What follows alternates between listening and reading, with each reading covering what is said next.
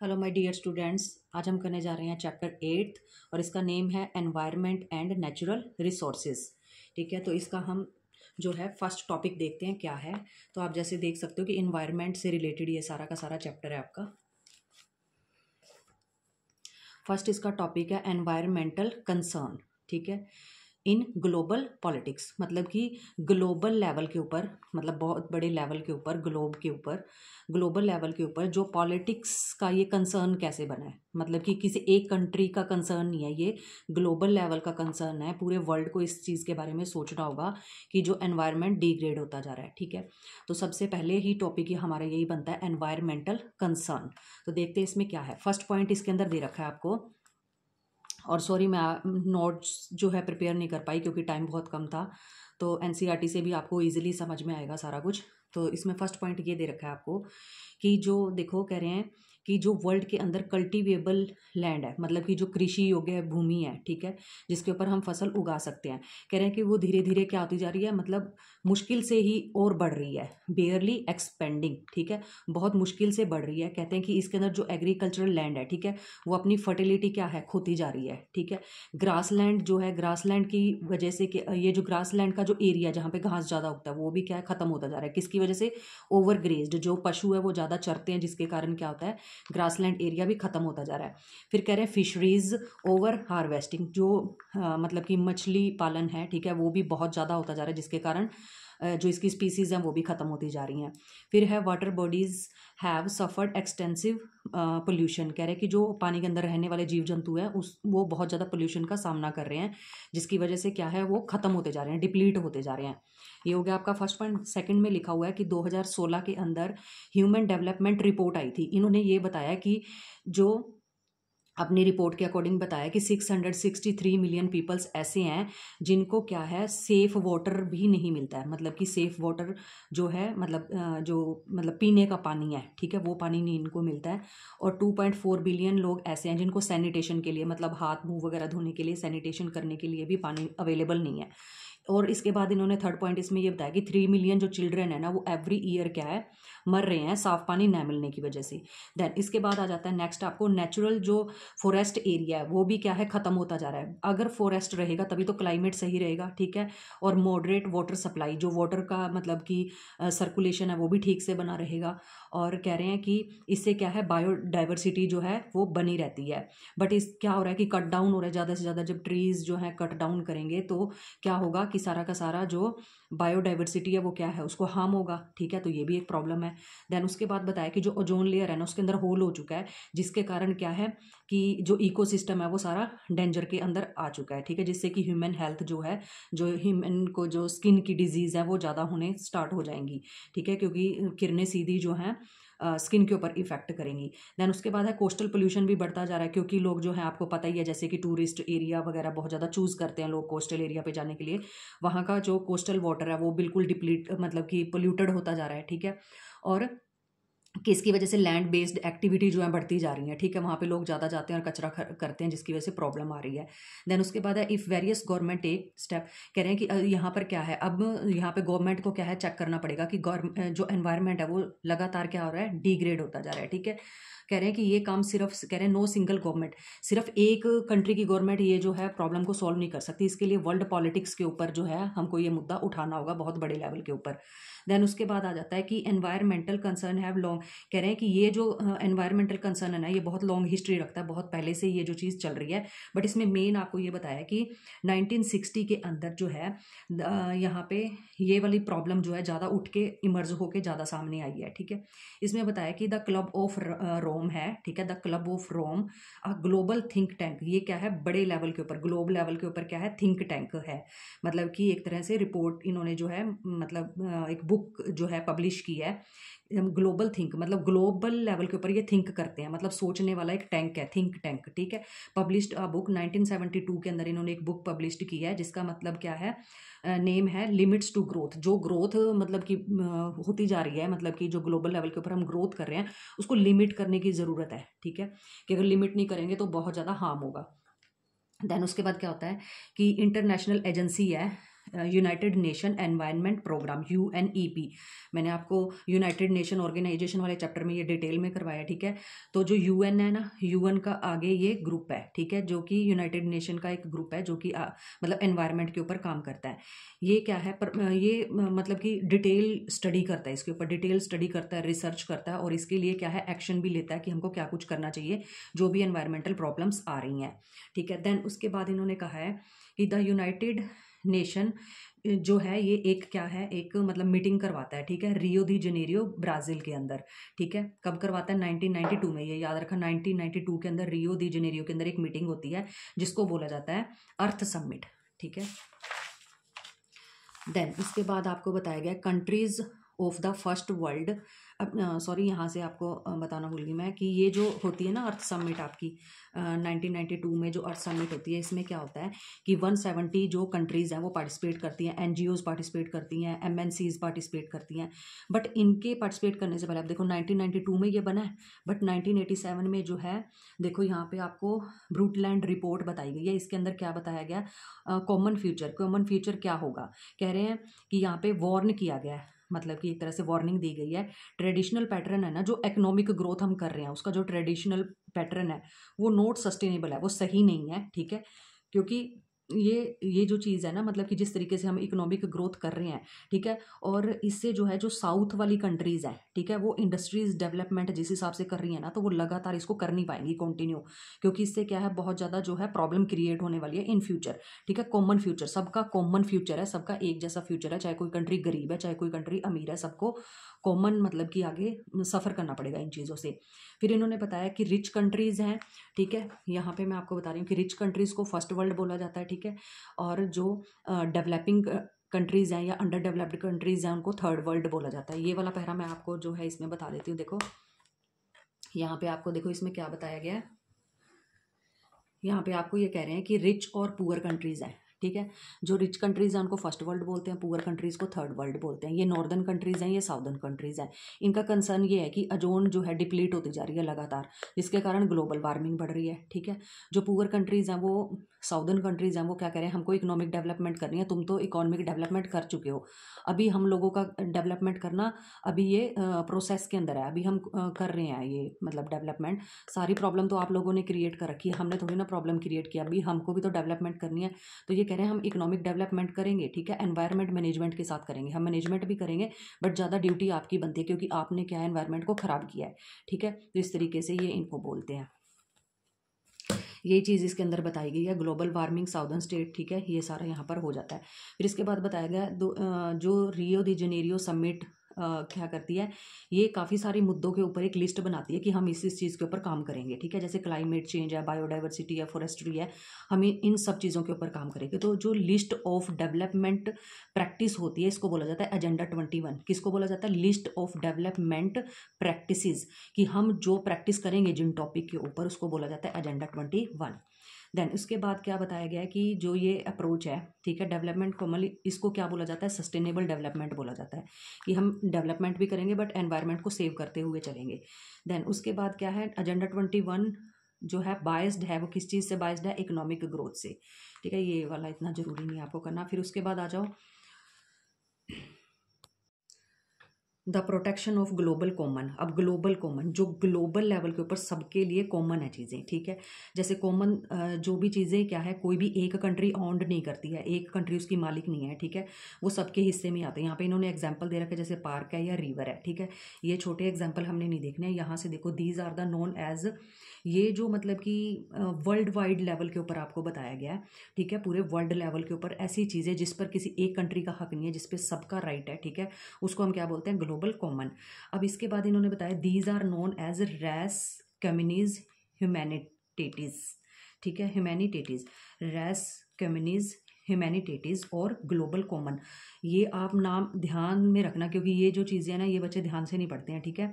कि जो global common की जगह अगर आपको नेम आ गया रेस कम्युनिज ह्यूमैनिटेटीज, तो आप क्या लिखोगे? वहाँ पे आप कंफ्यूज हो जाओगे कि ये नेम कहाँ से आ गया। तो ये ग्लोबल कॉमन का ही नेम है, ठीक है। देन इसके बाद कौन कौन से एग्जाम्पल इसके अंदर आएंगे, जैसे कि अर्थ का एटमॉस्फेयर आ जाएगा, एंटार्क्टिका आ जाएगा, ओशन फ्लोर आ जाएगा, ठीक है, आउटर स्पेस आ जाएगी, जिस पे पूरे वर्ल्ड का राइट है, किसी एक कंट्री का राइट नहीं है। तो ये सारे के सारे क्या है? ग्लोबल कॉमन है। फिर इसके बाद क्या है, कि हमने बहुत सारी ट्रीटीज साइन कर रखी हैं जिसके कारण क्या है हम एनवायरनमेंट को सेव करते हैं। जैसे क्या है एग्रीमेंट सच एज 1959 के अंदर एंटार्क्टिका ट्रीटी हुई है, 87 में मॉन्ट्रियल प्रोटोकॉल हुआ है, 1991 के अंदर एंटार्क्टिक एनवायरमेंटल प्रोटोकॉल हुआ है। तो अगर आपको याद होती हैं तो ये याद रख लेना। देन इसके बाद आ जाता है आपको कॉमन बट डिफ्रेंशिएटेड रिस्पॉन्सिबिलिटी। जैसे कि मैंने अभी आपको बताया है कि कॉमन सबके लिए कॉमन है कि एनवायरनमेंट को बचाना है, बट डिफ्रेंशिएटेड रिस्पॉन्सिबिलिटी है, किसी की ज़्यादा रिस्पॉन्सिबिलिटी है और किसी की कम है। फॉर एग्जांपल देखो, जैसे कि बताया था कि इधर रिच कंट्रीज हैं और इधर पुअर है। ये रिच कैसे हुई हैं? ये रिच इसलिए हुई हैं क्योंकि इन्होंने एनवायरनमेंट को तबाह कर रखा है, ख़राब कर दिया है। बट जो पुअर कंट्रीज़ हैं वो तो अभी धीरे धीरे डेवलप कर रही हैं ना, डेवलपिंग स्टेज के अंदर है अभी, उन्होंने डेवलप्ड होना है, ये डेवलप्ड हो चुके हैं। ठीक है, तो यहाँ पे यही कहा गया है कि कॉमन तो है सबके लिए एनवायरनमेंट, क्या है सबके लिए एनवायरनमेंट कॉमन है। ठीक है, बट रिस्पॉन्सिबिलिटी अलग अलग है, इनकी रिस्पॉन्सिबिलिटी ज़्यादा है, ठीक है, इनकी रिस्पॉन्सिबिलिटी कम है। ठीक है, क्योंकि इन्होंने ग्रीन जो गैस एमिशन है वो ज़्यादा किया है और ग्लोबल वार्मिंग की तरफ ले गए हैं पूरे वर्ल्ड को। ठीक है, बट ये अभी क्या है धीरे धीरे तरक्की कर रहे हैं क्योंकि इनके पास इतनी टेक्नोलॉजी नहीं है, ये तो एडवांस है ऑलरेडी। तो यही चीज़ इन्होंने यहाँ पे बताई है आपको, कॉमन बट डिफरेंशिएटेड रिस्पॉन्सिबिलिटीज। ठीक है, आप देखो यहाँ पे फर्स्ट पॉइंट क्या बताया आपको, कह रहे हैं कि state shall cooperate to conserve and restore. ठीक है, कि हर एक स्टेट को क्या करना चाहिए, कोऑपरेट करना चाहिए, हर एक कंट्री को कोऑपरेट करना चाहिए टू कंजर्व एंड रीस्टोर, कि हम बचा कर रखें और रीस्टोर करके रखें किसको, अर्थ इकोसिस्टम को। ठीक है, पहला पॉइंट ये बन गया आपका। देन उसके बाद सेकंड पॉइंट आपका बनेगा acknowledge that developed countries bear greater responsibility for environmental degradation. कह रहे हैं कि जो डेवलप्ड कंट्रीज हैं इनकी रिस्पॉन्सिबिलिटी ज़्यादा है। ठीक है, फिर थर्ड यहाँ पे पॉइंट आपका बनता है developed countries acknowledge that responsibility, ये तो आपका हो गया यहाँ पे सस्टेनेबल डेवलपमेंट, यही आपका जो पॉइंट है, ये पॉइंट आपका यहाँ पर आ जाता है। ठीक है, ये 2 पॉइंट्स इस पैराग्राफ में से आपके निकल कर आते हैं। देन उसके बाद क्या होता है 1992 में जो है United nation framework convention on climate change UNFCCC, ठीक है, एक ट्रीटी साइन की जाती है। ठीक है, इसके अंदर क्या कहा जाता है, provide that the parties should act to protect the climate system on the basis of equity. ध्यान से सुनो, जो ये है UNFCCC, ये एक ट्रीटी साइन की जाती है। ठीक है, इसमें ये कहा जाता है कि जो आपकी रिस्पॉन्सिबिलिटी है ना वो इक्विटी के बेस पे होनी चाहिए, मतलब जिसने ज़्यादा मतलब कि डिग्रेड किया है, जिसने ज़्यादा पोल्यूटेड किया उसकी रिस्पॉन्सिबिलिटी ज़्यादा है, जिसने कम किया है उसकी रिस्पॉन्सिबिलिटी कम है। ठीक है, इक्विटी के बेस पे रिस्पॉन्सिबिलिटी होगी हर एक कंट्री की।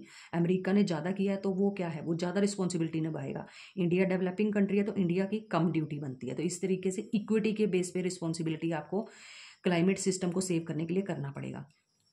Then but differentiated responsibility respective capabilities. ठीक है, ये ऑलरेडी मैंने आपको बता दिया कि डिफरेंट रिस्पॉन्सिबिलिटी है। सेकंड पॉइंट यहाँ से बनता है historical and current global emission of green house gases has originated in developed. जो ग्रीन हाउस गैस एमिशन है ना ये मोस्टली डेवलप्ड कंट्रीज ने ज़्यादा किया है, हमने नहीं अभी इतना किया है। उसके बाद कह रहे हैं कि जो पर कैपिटा एमिशन है ना डेवलपिंग कंट्रीज का वो बहुत ही रिलेटिवली लो है। ठीक है, as comparison to western countries. जैसे कह रहे हैं कि चाइना और इंडिया का जो ग्रीन हाउस गैस एमिशन है वो अभी बहुत कम है। ठीक है, कि ये अभी और ज़्यादा मतलब कि डेवलपमेंट कर सकते हैं। देन उसके बाद आ जाता है क्योटो प्रोटोकॉल। क्योटो प्रोटोकॉल भी बहुत ज़्यादा इंपॉर्टेंट है, शॉर्ट क्वेश्चन के अंदर भी ये आ जाता है। क्योटो प्रोटोकॉल के अंदर क्या बताया गया है, is an international agreement, international level का एग्रीमेंट है क्योटो प्रोटोकॉल। इसमें क्या कहा गया, industrialise countries to cut their green house gas emission, कि जो भी इंडस्ट्रियलाइज्ड कंट्री हैं जहाँ पे इंडस्ट्रीज ज़्यादा हैं उनको ग्रीन हाउस गैस एमिशन जो है कम कर देना चाहिए। ठीक है, जैसे कि इन्होंने ये बताया कि कुछ और भी गैसेज हैं जैसे कार्बन डाइऑक्साइड है, मीथेन है, हाइड्रोफ्लोरोकार्बन एक्सेट्रा, ये गैसों का एमिशन जो है कम करना चाहिए, जिससे क्या हो रहा है ग्लोबल वार्मिंग बढ़ रही है। ठीक है, और ग्लोब का टेम्परेचर जो है बहुत ज़्यादा बढ़ रहा है।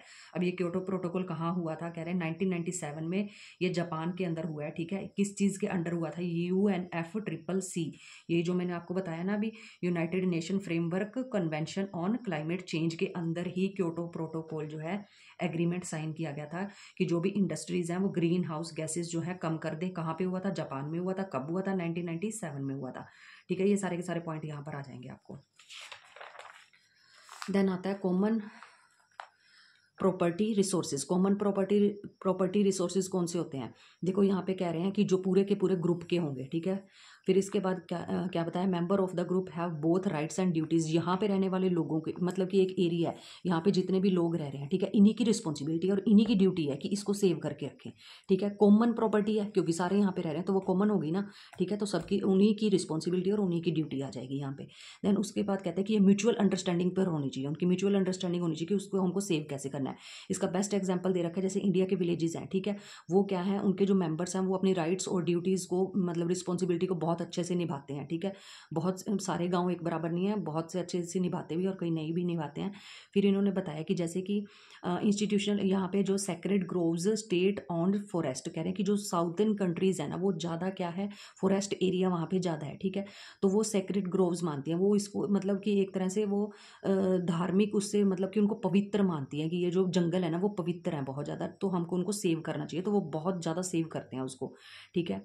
और उसके बाद आपको ये एग्जाम्पल जो है साउथ का भी दे रखा है, वेस्टर्न लेवल पर भी, वर्ल्ड लेवल पर भी दे रखा है, और इंडिया में भी यही दे रखा है कि जो सेक्रेड ग्रोव्स है has been traditionally managed by the village communities, जो गाँव में रहने वाली कम्युनिटीज़ हैं वो इसको सेव करके रखती हैं। देन उसके बाद आ जाता है India's stand on environmental issues. India कैसे स्टैंड करता है जो भी एनवायरमेंटल इश्यूज़ है। इंडिया ने क्या किया है, इंडिया ने साइन किया था क्योटो प्रोटोकॉल। क्योटो प्रोटोकॉल बना कब है, देखो मैंने अभी आपको पिछले पेज पर ही बताया कि 1997 में ये बन गया था, ठीक है। बट इसको इंडिया ने कब ज्वाइन किया, इसको 2002 के अंदर, मतलब कि इंडस्ट्रीज़ का जो वो ग्रीन हाउस गैस एमिशन है वो जो क्या है हम भी कम करेंगे, तो 2002 के अंदर इंडिया भी जो है क्योटो प्रोटोकॉल का हिस्सा बन जाता है। ये आप शॉर्ट क्वेश्चन आता है तो उसके अंदर ये ऐड करोगे वहाँ जाके, ठीक है। देन उसके बाद है emission of green house gases during the industries period was not significant. अब यहाँ पे कह रहे हैं कि इतना ज़्यादा ये सिग्निफिकेंट नहीं रहा है ग्रीन हाउस गैस एमिशन है जो इंडिया की तरफ से, ठीक है। इसके बाद बता रहे हैं at the G8 meeting in June 2005 के अंदर G8 मीटिंग हुई थी, India pointed out that, per capita कहते हैं कि इसके अंदर इंडिया ने आवाज़ उठाई थी G8 मीटिंग के अंदर कि जो इंडिया का ग्रीन गैस एमिशन मतलब पर कैपिटा है ना वो डेवलपिंग कंट्रीज़ का जो है वो बहुत ही टिनी है, बहुत ही छोटा है, ठीक है, किसके कंपैरिजन में, जो मतलब डेवलप्ड कंट्रीज़ हैं उनके कंपैरिजन में, ठीक है। कह रहे हैं कि principle of common but differentiated response, बार बार वही बात आ रही है कि कॉमन है सबके लिए कि एनवायरनमेंट को बचाना है, बट रिस्पॉन्सिबिलिटीज़ क्या है, डिफरेंट डिफरेंट होनी चाहिए। देन उसके बाद आ जाता है आपको यहाँ से आप इसमें करोगे India when the country rise in पर, कह रहे हैं कि जो इंडिया है ना मतलब कि बता रहे हैं कि जो इसका पर कैपिटा इमिशन है, ठीक है, 2030 तक कह रहे हैं कि बहुत मतलब कि कम ही होगा, मतलब इतना ज़्यादा नहीं होगा। यहाँ पे इन्होंने डाटा दे रखा है, ये आपको याद करना होगा। जैसे कि इन्होंने बताया है कि जो डेवलप्ड कंट्रीज़ हैं उन्होंने 3.8 टन्स इन 2000 तक जो है कर चुके हैं वो, मतलब कि ग्रीन हाउस गैस एमिशन कर चुके हैं 3.8 टन्स इन 2000, ठीक है। और इसके बाद क्या बताया कि इंडिया के बारे में बता रखा है, इंडिया ने जो है 0.9 टन्स पर कैपिटा 2000 में इन्होंने सिर्फ कितना किया है, मतलब इंडिया ने, ये जो वर्ल्ड डेवलप्ड कंट्रीज है उन्होंने 3.8 किया है, बट जो इंडिया है उसने 0.9, अब आप इसमें कंपैरिजन कर लो, 3.8 है इधर 0.9 है, ठीक है। और जो इंडिया है ना 2030 तक 2030 तक 1.6 तक पहुंचेगा भी, मतलब कि इसके तो आसपास भी नहीं नज़र आ रहे हैं। तो इसलिए तो इंडिया सही क्लेम करता है कि आप भी हम पे ना इतना प्रेशर डालो कि एनवायरनमेंट को सेव करो, एनवायरनमेंट को सेव करो, ये आपकी ड्यूटी ज़्यादा, आपने ज़्यादा एनवायरनमेंट को ख़राब कर रखा है, हम तो अभी डेवलपिंग कंट्रीज़ हैं, डेवलप कर रहे हैं, ठीक है। तो इंडियन गवर्नमेंट जो है वो क्या प्रैक्टिस करती है, वो बहुत सारे प्रोग्राम चलाती है ताकि एनवायरनमेंट को सेव करके रखे, एनवायरनमेंट खराब ना हो, जैसे कि national auto fuel policy mandate cleaner fuels for vehicles, ठीक है। इसके बाद है एनर्जी कंजर्वेशन एक्ट पास हुआ था 2001 के अंदर, इलेक्ट्रिसिटी एक्ट ऑफ 2003, याद होते हैं तो कर लेना, ठीक है। देन उसके बाद है national mission on biodiesel using about 11 million hectares of land. अब यहाँ पे हेक्टेयर्स ऑफ लैंड में यहाँ पे बता रखा है कि ये जो नेशनल मिशन ऑन बायोडीजल मतलब कि 11 मिलियन हेक्टेयर के अंदर ये प्रैक्टिस चल रही है कि यहाँ से बायोडीजल जो है मतलब कि मिल सकता है। देन उसके बाद है 2011-12 में बताया कि इंडिया जो है वो क्या रेटिफाइड कर रहा है कि Paris climate agreement on 2 October 2016, ठीक है, कि ये पेरिस क्लाइमेट एग्रीमेंट भी साइन कर रखा है इंडिया ने। India has the largest renewable energy programme in the world, पूरे वर्ल्ड का इंडिया का जो largest renewable energy resources programme चलता है, ठीक है। इसमें से जितने पॉइंट याद होते हैं ये क्या, एनवायरनमेंट को सेव करने के लिए हमने जो एग्रीमेंट है वो साइन कर रखे हैं। फिर उसके बाद क्या बता रहे हैं कि India find a necessary developed country है इंडिया, ठीक है। और इसके बाद इन्होंने क्या कहा है कि हाँ, यहाँ पे कह रहे हैं कि इंडिया ये कहता है कि ये जो आपका UNFCCC है, ठीक है, कि इसका आउटकम क्या निकल के आता है, इसका आउटकम निकल के क्या आता है, हम ये देखते हैं। कहते हैं कि इंडिया को ये जो डेवलप्ड कंट्रीज़ हैं, ये किसी भी टाइप की जो है, अगर हम इसका मेज़र करते हैं, इसका जो आउटकम देखते हैं, तो हम ये देखते हैं कि ये ना तो हमको फाइनेंशियल हेल्प कोई करते हैं, ना हमको कोई टेक्नोलॉजी की नॉलेज देते हैं, क्योंकि वो डेवलप्ड कर चुके हैं, उन्होंने टेक्नोलॉजी बना रखी है, तो वो हमको हेल्प कर सकते हैं ना, ताकि हम ज़्यादा पोल्यूशन ना क्रिएट करें। बट उन्होंने हमारी कभी कोई हेल्प नहीं की, ना ही हमें कोई फाइनेंशियल मदद दी है। तो इंडिया कहता है कि हमको तो इससे कोई फ़ायदा हो ही नहीं रहा है, ठीक है। तो फिर इंडिया कहता है कि अगर हमको अपनी आवाज़ उठानी है वर्ल्ड लेवल तक, तो हमको जो हमारी सार्क बनी हुई है, ठीक है, सार्क बनी हुई है, हमको इसमें क्या करना पड़ेगा, अपनी आवाज़ उठानी पड़ेगी, ताकि क्या है, हम जो ग्लोबल एनवायरनमेंट की जो इश्यूज़ हैं उनको क्या है राइज कर सके, उनके ऊपर आवाज़ उठा सके, ठीक है। तभी हमारी जो वॉइस है वो क्या है, कैरीज ग्रेटर वेट, क्योंकि हम जब ग्रुप के साथ आवाज़ उठाएंगे तो वो मतलब ज़्यादा भारी हो जाएगी, ठीक है, कैरीज ग्रेटर वेट, ज़्यादा मतलब सॉलिड आवाज़ उठेगी। अकेला अगर इंडिया आवाज़ उठाता है तो इतना कोई नहीं सुनेगा। कह रहे हैं कि सार्क में हमको अपना मुद्दा रखना चाहिए और सार्क के अंदर सभी कंट्रीज़ को मिलकर आगे चलना चाहिए।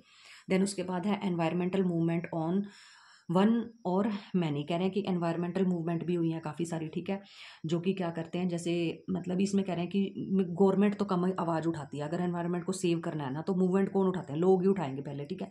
और इंडिया का तो बेस्ट एग्जाम्पल है, जैसे ट्राइबल कम्युनिटीज़ हैं, अंग्रेजों ने उनको बहुत ज़्यादा क्या किया है, हार्म किया है, ठीक है, डिस्प्लेसमेंट बहुत ज़्यादा करवाते थे उनकी, ठीक है।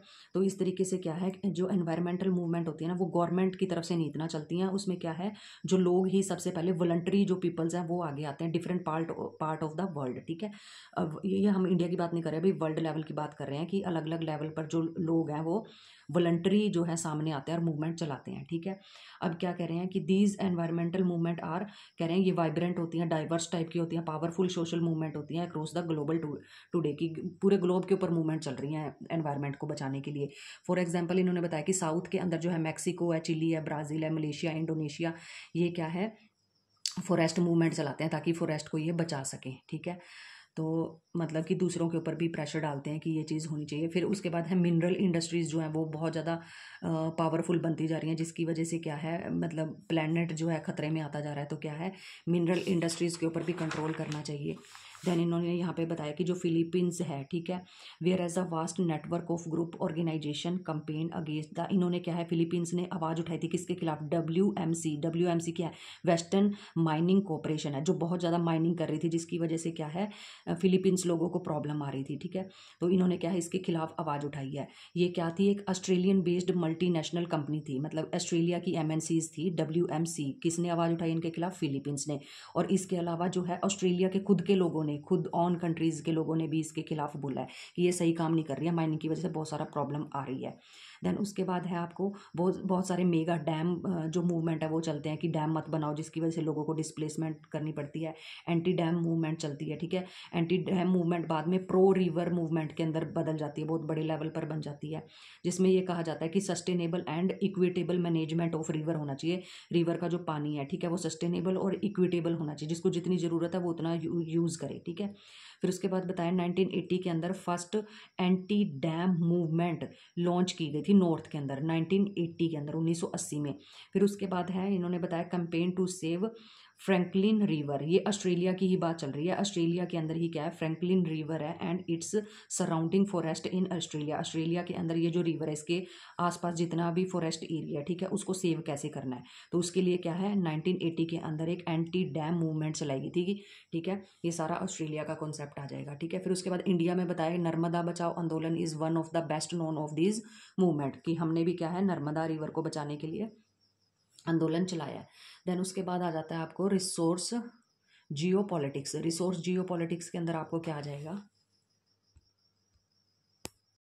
रिसोर्सेज जियो पॉलिटिक्स के अंदर ये बताया गया है कि जो भी रिसोर्सेज होते हैं, हर एक कंट्री क्या है उसके ऊपर अपना कब्जा करना चाहती है, ठीक है। रिसोर्सेज में बहुत सारी चीज़ें आ जाती हैं, बट यहाँ पे थोड़ा हमें ऑयल के बारे में ज़्यादा मेनली बताया गया है। जो गल्फ कंट्रीज़ हैं, ठीक है, वहाँ पर क्या है, ऑयल बड़ी मात्रा में है, क्योंकि ऑयल को लेकर ही, रिसोर्सेज को लेकर ही बड़ी बड़ी कंट्रीज़ के अंदर बहुत सारी लड़ाइयाँ रही हैं, ठीक है। ट्रेड, वॉर, पावर, मतलब कि ये सारी की सारी चीज़ें किसके लिए होती हैं, हम वॉर क्यों करते हैं, ठीक है, ट्रेड क्यों करते हैं, ताकि ज़्यादा से ज़्यादा रिसोर्सेज को मतलब कि गेन कर सकें, ठीक है। तो इस तरीके से इन्होंने जो है मेन यहाँ पर आ जाता है आपको ऑयल के बारे में, ठीक है। इसमें बताया गया आपको कि western Asia specifically gulf region, ठीक है, गल्फ रीजन ऑलरेडी आपको बताया कि जहाँ पे क्या है 30% जो है ग्लोबल ऑयल प्रोडक्शन होता है, ठीक है, गल्फ कंट्रीज के अंदर, सऊदी अरब वगैरह, इराक, ईरान इधर आ गए ना, ठीक है। इसमें गल्फ रीजन के अंदर 30% जो ऑयल जो है प्रोडक्शन किया जाता है, और ये भी एस्टिमेट है कि 64% जो है वहाँ पे रिजर्व के अंदर है, अभी जमीन के अंदर और है ऑयल, ठीक है। And is therefore the only region able to satisfy the, इसमें क्या है, सऊदी अरब सबसे पहले नंबर पर आता है, quarter of the world total reserve, ठीक है। इसमें क्या है, सबसे ज़्यादा जो है क्वार्टर लेवल पर जो है सऊदी अरब के अंदर जो ऑयल मिलता है, उसके बाद जो है लार्जेस्ट प्रोड्यूसर भी है ये पूरे वर्ल्ड का सऊदी अरब, देन उसके बाद है इसको ही